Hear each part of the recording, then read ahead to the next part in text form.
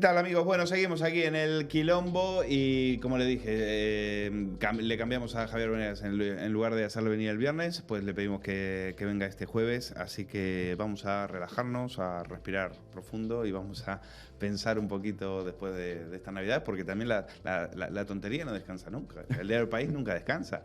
Y ayer, ¿qué tal, Javier? Feliz Navidad, ¿cómo estás? Feliz Navidad. Bienvenido. Pues lo que decíamos, la estupidez es, funcionan las 24 horas del día y el diario del país en Twitter siempre nos deja algo para comentar. Fíjate este tweet, que mira qué bonito, la Navidad, dice, es esto lo tuitearon el mismo 24 de diciembre, la Navidad es una bella y tierna leyenda. Ya empezamos mal, tierna y leyenda. Jesús no nació ni el 24 de diciembre, ni en Belén, ni en un pesebre. Nadie lo sabe. Nadie sabe lo que hizo hasta que cumplió 30 años. Pero sí que se casó con la Magdalena. Toma. Y una frase de Juan Arias diciendo: el judío Jesús, del que surge el cristianismo, nació sin canto de ángeles, sin magos llegados de Oriente, sin pesebre y sin ser perseguido por Herodes. Ni siquiera era 24 de diciembre. Joder. Bueno, en fin, que nada, que estos católicos que se lo inventan todo, Javier Venegas, o sea, que son unos supersticiosos. Desde luego esto de creer en la Navidad. Estamos vivos de milagro, porque... Cabe decir, cómo hemos aguantado 2000 años de civilización sin el diario del país? Para que venga el diario del país y nos diga que somos unos tontos de baba. Al revés, yo creo que si el diario El País tuviera razón y fuera de verdad la verdad, perdón por la redundancia, estaríamos al borde de la extinción. Sí. Bueno, este comentario de Juan Arias. Bueno, ahora que me acuerdo, Juan Arias es sacerdote o ex sacerdote. Era corresponsal en el Vaticano. Tiene un libro de conversaciones con Juan Luis Cebrián. Un libro que se lo recomiendo porque ahí tenemos al Cebrián más surrealista. Muchos capítulos del libro que escribí sobre Prisa están con frases de Cebrián, de esa conversación, porque es como que se confiesa, pero se confiesa y dice unas tonterías supinas, como por ejemplo, habla de yo siempre he estado con los desamparados, dice Cebrián, un tío que en el 2011 cobró 13 millones de euros, mientras despedían por la puerta de atrás en su propia empresa 2.500 trabajadores. Yo siempre he estado con los desamparados, decía, como si fuera el Padre Ángel, ¿no? Bueno, Padre Ángel, Padre Cebrián, Fray Cebrián, San Cebrián. Bueno, que la Navidad, que esto no existe, Javier Venegas. A ver cómo desmontamos esto. No se puede desmontar. Es decir, lo primero que hay que decir es que no se va a desmontar. Que haya quien salude y felicite el solsticio de invierno, pues es como esta mitología de la corrección política que cree que cambiando los nombres de las cosas desaparecen. Me alegra que el diario El País tenga pruebas históricas de que Jesús se casó con Magdalena, lo cual estamos esperando en este momento, que nos envíen el certificado de matrimonio o lo que sea, porque igual se casaron en Las Vegas, igual, ¿no? Esto ya admite cualquier tipo de giro creativo a la trama, ¿no? Pero, sí. Pero por ahí les casó Poncio Pilato, vete a saber. No sé, igual, o George Bush, no sé. El mundo en vilo. El mundo en vilo, esto es el fin del mundo. No, si todo esto es un poco lo de siempre, ¿no? Es decir, esto es una lucha permanente de una patrimonialización de la historia y del poder que se intrínseca un poco a la deriva de nuestro propio mundo occidental desde hace ya bastante tiempo. Es decir, esto no es nuevo. ¿Qué ocurre? Que esto sigue la misma regla de la corrección política de pensar que las cosas cambian porque se les cambia el nombre a las cosas, y eso es una mitología bastante estúpida, porque al final la percepción que tiene la gente de lo que es, de lo que existe, de lo que hay,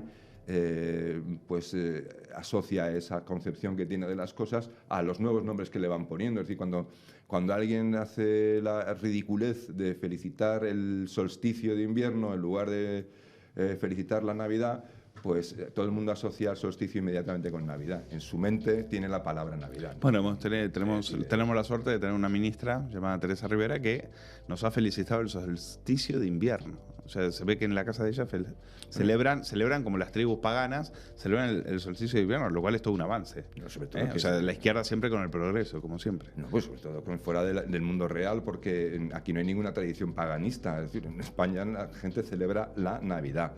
Y hay una cuestión muy interesante que hay que entender, es decir, y que forma parte también de nuestro acervo como españoles y como occidentales, que una de nuestras virtudes que no tienen otras civilizaciones u otras culturas es saber incorporar a lo nuevo lo viejo, adaptar lo viejo a lo nuevo, podemos decirlo también de esa manera. Sí, por ejemplo, no hace falta ser creyente para felicitar la Navidad, ni siquiera hace falta ser católico, porque ha llegado un momento en el que el concepto de celebración de la Navidad es una tradición que se ha vuelto laica, es decir, tiene un significado también laico. Claro. Porque, y cada uno le da el significado que quiere, pero ¿no? se llama la Navidad, y bueno, pues eso no significa que usted sea un beato. Si usted felicita la Navidad, no es usted un beato, ni siquiera es católico, ni siquiera es creyente. Simplemente es algo que ha trascendido un origen exclusivamente religioso y se ha se ha secularizado, es algo laico, se vuelve laico, y ahí incluso me comentaba el otro día una amiga jurista una sentencia muy curiosa sobre del Tribunal Supremo al respecto de una demanda de una persona, de una mujer de religión judía, que creo que se quejaba por la discriminación que suponía que el domingo fuera festivo cuando su religión, el día festivo era el sábado. Claro. Y entonces la sentencia del Supremo es muy ilustrativa y maravillosa. Es prácticamente el concepto de lo que es ser occidental. A ver. Lo que decía el Supremo es simplemente decir, no hay ninguna discriminación religiosa, porque el hecho de que el domingo sea festivo ya no tiene una raíz religiosa, sino que se ha convertido en una costumbre laica. Es decir, hemos asumido esa costumbre de origen religioso y la hemos asumido y convertido en una costumbre laica que hemos incorporado con total normalidad.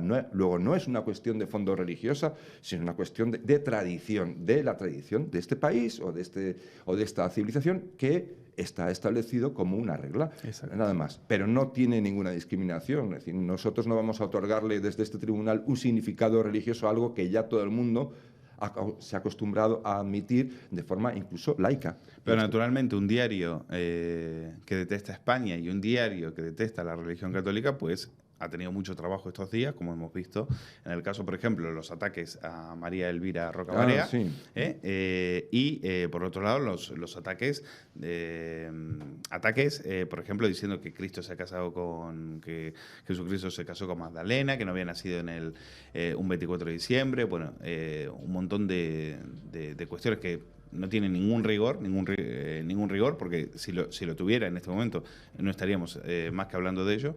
Pero qué valor que tienen para meterse con el cristianismo y no con el Islam, ¿eh? Hombre, porque esto es decir, todo esto lógicamente tiene un único campo de batalla, es Occidente. Es decir, o sea, ni un solo tuit vas a encontrar en la historia del diario El País metiéndose con Mahoma.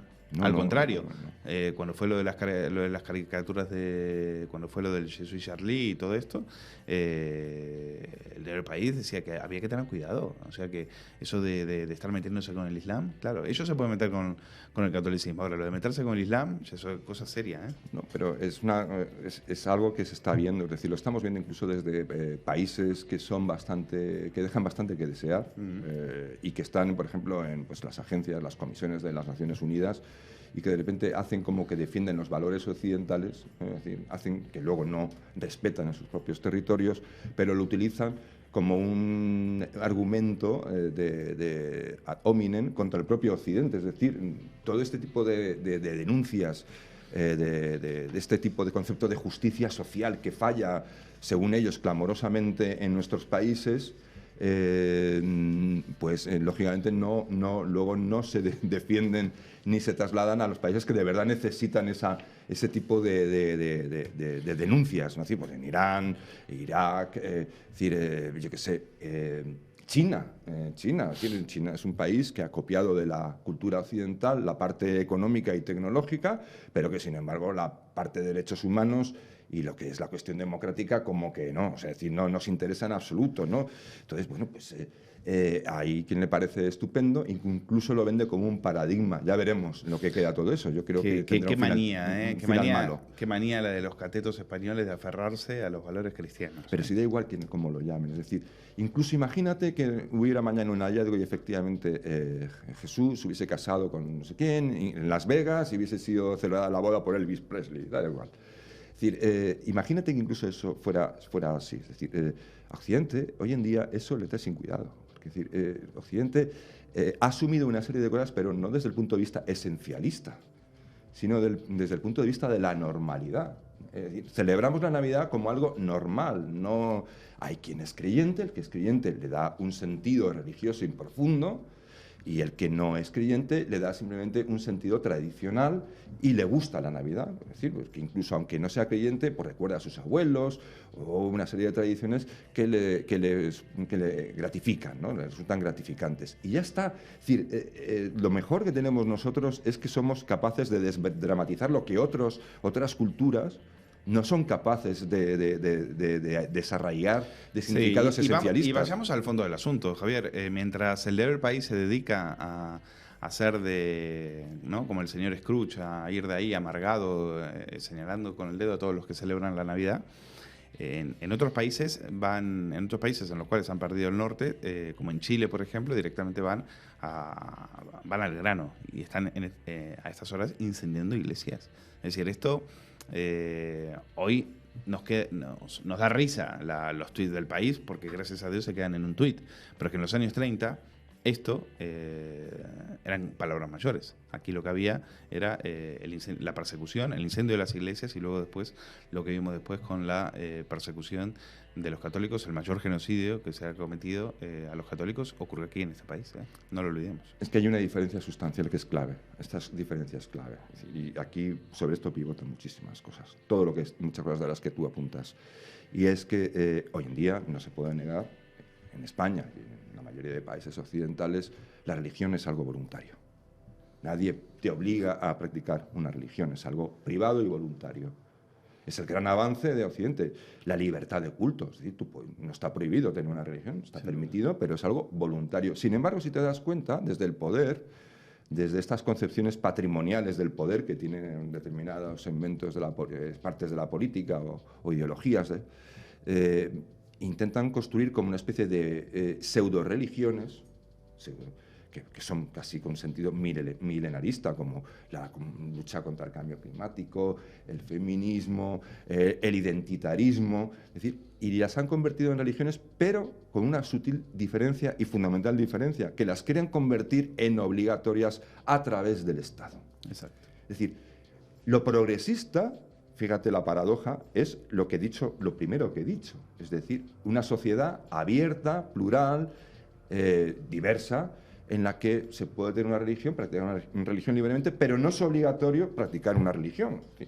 Y que tolera y que permite pues, la libertad de culto. Y que permite también ser ateo, agnóstico, como quieras definirte, sin ningún problema. No afecta a tu vida cotidiana, es decir, a lo que eres, a tus derechos. Sin embargo, el antiprogresismo lo que intenta es hacer todo lo contrario, es inventar sus propias religiones y convertirlas en obligatorias a través del poder del Estado. Es decir, ¿qué es el progreso aquí? ¿Dónde está el progreso? El progreso es lo que nosotros definimos, las personas que sentimos que queremos una sociedad abierta y plural. Eso es el progreso. Y lo que es el antiprogreso, lo que es el ser reaccionario, pues es, por ejemplo, las noticias y sesgos del diario El País. Son absolutamente reaccionarios porque va precisamente contra una aceptación colectiva, general, de las personas, de un sentido de la libertad profundo y potente, que es lo que nos permite ser y hacer aquello que nosotros consideramos. Sin embargo, El País nos quiere decir que Jesucristo, no es como nos lo han contado, para no cuestionar críticamente la figura de Jesucristo ni del cristianismo, simplemente para eliminarla de la historia, es decir, arrancarla de la historia, cuando la sociedad española, en general, hoy en día simplemente la acepta como una cuestión cultural y de tradición y punto, que se ha convertido en algo con un sentido también laico. laico y de respeto y de, bueno, y de gozo de celebrar, pues yo qué sé, la Navidad, ¿no? Es que simplemente es eso. No, y se ponen muy estupendos. Decía lo de Mahoma, me estaba recordando, por ejemplo, cómo perseguían a un pakistaní que hizo una película con Mahoma y celebraba el Día del País en ese momento. Hablo del 2012, que Interior le retirara el asilo a un pakistaní por atacar el Islam, porque claro, eso de atacar el Islam, ellos pueden atacar a la religión católica, pero lo del Islam, no, eso es que el Islam es una religión superior para ellos. Hablando de esos temas, había leído un artículo tuyo, que se titula Una civilización extraordinaria en disidentia.com y tiene mucho que ver con esto porque precisamente hablas de eso, de ese sentimiento pesimista, de ese corrosivo y extraño desasosiego que desde las páginas de periódicos como El País permanentemente están socavando lo que somos nosotros, nuestros valores, nuestras ideas, etcétera, ¿no? Y nuestra libertad. Es que lo más grave de todo esto es que en el fondo lo que parece algo inocuo, este tipo de noticias, y permíteme la expresión, chorras. Sí, no deja de ser una chorrada. Digámoslo en castizo, son chorradas. Lo que intentan es, efectivamente, privarte de tu propia identidad. Y tu identidad es la de un ciudadano occidental que ha normalizado muchísimas cosas y que parte, es cierto, de una civilización que es sorprendente porque tiene una característica insólita, que son dos civilizaciones en una. Nuestra civilización es insólita por eso y es maravillosa también y extraordinaria por eso, porque parte de un occidente viejo que es tradicionalista, católico, monárquico y poco materialista, que sin embargo se construye sobre una tensión creadora entre la razón y la fe, que es lo que porque es en ese occidente viejo donde, fíjate tú, ni más ni menos lo que se inventa, las universidades, que es de donde nace luego la ciencia, el parlamentarismo, y es donde por primera vez hay un debate ético sobre la servidumbre y la esclavitud, que esto es lo que llaman la oscura Edad Media, ni más ni menos que en la llamada oscura Edad Media se producen esos hitos históricos de los que luego nace lo que conocemos como el Occidente moderno, la civilización de ahora, que es materialista, antitradicionalista, bueno, pues, y sobre todo igualitarista, es decir, todo esto que conocemos ahora. Pero hay una tensión entre esas dos visiones de Occidente, que las dos se necesitan. Es decir, que aquí lo que están intentando hacer, lo que se intenta hacer es decir, no, esta parte de aquí, de la cual nacemos, y que se convierte en algo laico y de tradición, y que nos da sentido también, esto lo vamos a hacer como que no existe. Es decir, vamos a cargarnos a Elvira Rocabarea, vamos a cargarnos a todo aquel que intente reconciliarnos con el pasado. Es que fíjate, las dos cosas van de la mano, porque lo que se le critica a Rocabarea no es que defienda la unidad de España, lo que se le critica es que defienda la idea de España y la idea de lo que se hizo en la conquista basada en la importancia de la religión. Es decir, que las dos cosas vayan de la mano. Por lo tanto, y eso es lo que los que le vuelve locos. Es que la corriente histórica de los historiadores modernos de ahora es precisamente esa. Es decir, han dicho, no, ¿qué es esto de hablar de la Edad Media como una especie de edad oscura que está en medio de nada? Esto no es así, señores. Los datos, los hechos nos dicen que esto en absoluto es así, es al revés. De ahí es cuando todo lo que ustedes consideran progreso y progresista, es cuando surge. Ahí empieza. A mí me sorprende, por ejemplo, y perdón, de un personaje como Pérez Reverte, que de repente arremeta contra Elvira Rocabarea en esos mismos términos, porque en el fondo lo que está haciendo Reverte, con todos los respetos, es convertirse en un esencialista militante, en el cual ha definido que hay un cierto determinismo en nuestra cultura que a los españoles nos hace ser terribles y fracasar constantemente. Es algo que una persona ilustrada y racional no puede, pero no debe. Yo no sé si debe decirlo. Yo no sé si lo hace por sus propios intereses, porque Reverte edita precisamente en las editoriales de Prisa. No sé si ese es pero efectivamente ha comprado todos los tópicos y es un gran propagador de la leyenda negra. Es un gran propagador. Pero es el tío que permanentemente nos está diciendo que no valemos para nada. Lo mismo que hace el Diario del País. Los hispanistas, que precisamente la mayoría no son españoles, son extranjeros. Tú sabes que la cultura española es una de las únicas culturas que tiene cátedras y departamentos específicos en las mejores universidades del mundo para estudiar nuestra cultura, el hispanismo, la hispanidad, como quieras llamarlo, van contrariamente en dirección absolutamente contraria a lo que, por ejemplo, pues Pérez Reverte parece defender. Entonces, oye, si somos ilustrados, habrá que leer a las personas y a los expertos que nos están diciendo, no, Pérez, te equivocas, te estás equivocando. Entonces, pisa el balón, echa el freno y vamos a ser justos. Y por lo menos vamos a ser, como dicen ahora, empíricos e irracionales. Y no es así. Es decir, el propio John Eliot, que no es sospechoso de ser un franquista o un facha recalcitrante. Más bien diríamos que es una persona ciertamente progresista, pero cabal, una persona inteligente, intelectualmente solvente y sobre todo honesta intelectualmente. Ha estudiado la cultura española, el imperio español, y lo estudia desde una perspectiva completamente compatible con lo que Elvira Rocabarea expresa en sus libros, que podrán ser mejores o peores, más acertados o menos acertados en algunas partes, pero que yo creo que no defiende el regreso de la mentalidad imperial española. Oiga, es que Franco que quiso una España que se convirtiera en una España, convertir una España, recrear una España tradicionalista y tal, no pudo.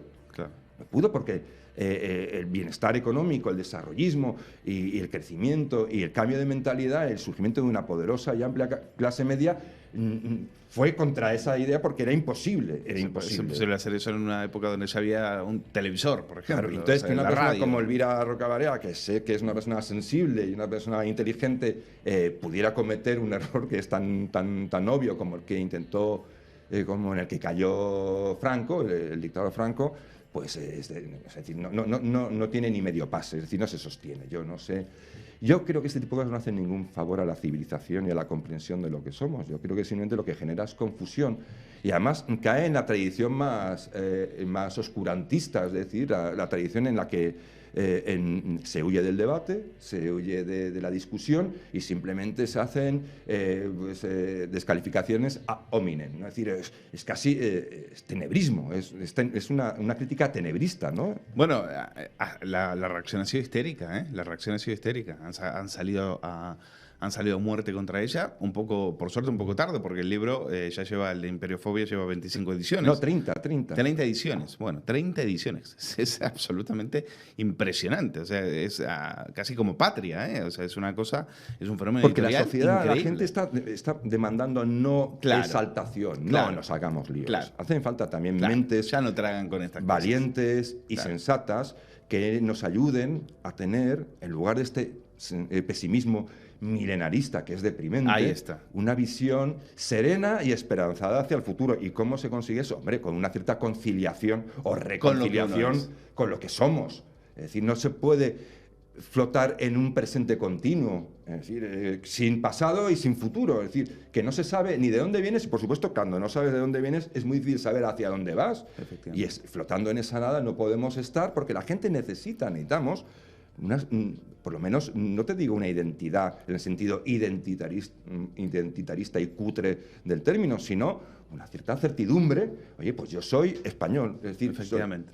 Y eso no significa soy español, sino simplemente soy español con total normalidad. Me ha encantado como lo has dicho, porque precisamente aquí, el otro día hablando del Brexit, Pedro Fernández Barbadillo daba una clave en ese sentido. Decía, lo que la gente está votando en este momento es eso, es decir, está votando por la defensa de valores que considera como propios, pero porque está harto de que le digan que es una mierda, que no vale para nada y que todo lo que ha hecho hasta ahora, lo único que ha producido es hambre, terror y muerte. No, mire, nosotros venimos de donde venimos, vamos a sacar lo positivo de lo que somos y lo vamos a defender. Hambre y terror y muerte es todo lo contrario de lo que somos. Claro. Pero es lo que nos han querido hacer creer. Sí, nosotros hemos tenido guerras y guerras terribles y tal, y decir, bueno, pero son desviaciones. Y hay que luchar contra los propagadores son desviaciones del propio Occidente. Actuales de la leyenda negra, llámense El País o llámense Pérez Reverte. Eso es evidente. No, hay que ser razonablemente optimistas. Y yo creo que este pensamiento negativo, este esencialismo terrible de que ese determinismo, ¿no? Es decir, no hay solución, está en nuestros genes, en nuestra impronta cultural, esto no tiene remedio. Es decir, primero que es falso. falso y se ha demostrado varias veces que es falso. Es decir, yo siempre pongo el ejemplo de Suecia, que no sé si Pérez Reverte sabrá que Suecia en el siglo XVII era el país más corrupto de Europa. Es decir, al lado de Suecia, España era la Ilustración. Bueno, no han cambiado mucho. Ahora le acaban de descubrir, y lo he leído en El País, que lavan el dinero de los rusos. Bueno, millones y millones. O sea, ¿dónde está el gran lavadero de dinero ruso? En los países bálticos y en Suecia. Bueno, pero decir, nadie es perfecto, ¿no? Pero quiero decir que era el país más corrupto y el propio embajador francés, cuando le destinan ahí por primera vez, a las pocas semanas, manda una carta a París diciendo que por favor que le saquen de ahí, que aquello es un sin Dios, que aquello es una corrupción galopante y tal. Y fíjate, luego Suecia tiene una serie de cambios bastante potentes. Y de hecho decían, en aquella época se decía de Suecia, fíjate, un poco más o menos este tipo de enfoque de crítica que estamos reprochando a Pérez Reverte y a otros. Decía, pero claro, ¿qué se puede esperar de los suecos? Se decía, entonces, si están sin romanizar. Claro, estos bárbaros, ¿no? Estos vikingos. Los gigantes son como son, ¿no? Pues fíjate tú. No aprenden. Bueno, ha sido un placer. Gracias, Javier Venegas, por estar una vez más aquí. Acuérdense ustedes de pasarse, darse una vuelta por disidentia.com, que es el proyecto periodístico fundado por Javier, y el cual cada vez hay más y más mecenas, cada vez más y más disidentes, personas que no tragan precisamente con la intoxicación ideológica del país o de Pérez Reverte. Así que pásense por, si os gusta el pensamiento libre, crítico, irracional, pásense por disidentia.com. Y un poquito de optimismo también para contrarrestar el pesimismo. Yo soy un alegre pesimista, fíjate. Claro, exacto. Es lo mejor. Pesimista. Eso es una maravilla lo que acabas de decir. Yo soy un alegre pesimista. Pues gracias, Javier. Y nada, quédense porque vienen dos buenos amigos. Viene Javier García Isaac y vienen Fernando Paz. Vamos a hablar de historia, vamos a hablar de muchas cosas con ellos, que acaban de sacar un libro también.